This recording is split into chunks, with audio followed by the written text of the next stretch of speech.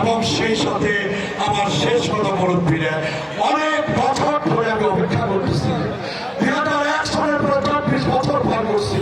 এই 24 বছর ধরে আমি অপেক্ষা করতেছি যে আল্লাহ পাক আমাকে যদি একটাবার সুযোগ দিতেন, একটাবার সম্মান দিতেন, একটাবার ইজ্জত দিতেন।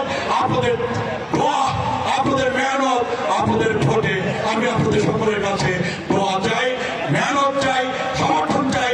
যেন আপনাদের দোয়া, আপনাদের মেহনত, আপনাদের সমর্থনে আল্লাহ পাক আগামী জাতীয় সংসদ নির্বাচনে আমাকে এমপি হয়ে আপনাদের খেদমত করবার সুযোগ দেন।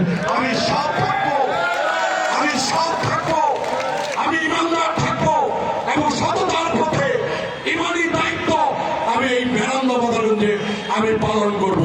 মসজিদ, মাদ্রাসা, ঈদগাহ মাঠ, এতিমখানা, লীলা বোর্ডিং, আজকে স্কুল, কলেজ, মাদ্রাসা এবং আমার বেকার, আমার ছেলেদের, আমাদের মেয়েদের বিনা পয়সা চাকরির ব্যবস্থা করাই হবে আমার একমাত্র কাজ। আপনারা দোয়া করবেন।